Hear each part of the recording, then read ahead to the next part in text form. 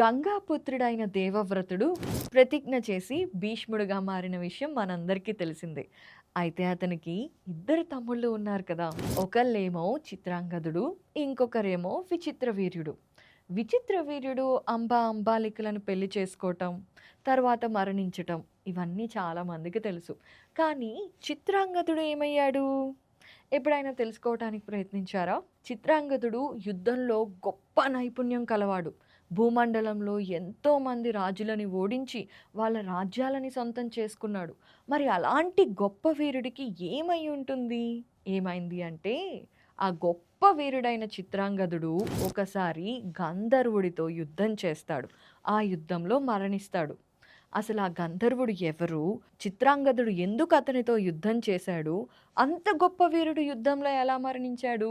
ఈ విషయాలు తెలుసుకోవాలి అంటే వెంటనే మీరు లిపి ఎపిక్స్ యాప్ని డౌన్లోడ్ చేసుకోండి. అందులో వివరణాత్మక కథలలో ఉన్న చిత్రాంగదుడి వృత్తాంతం తెలుసుకోండి. అప్పుడు మీకు అన్ని డీటెయిల్స్ తెలుస్తాయి.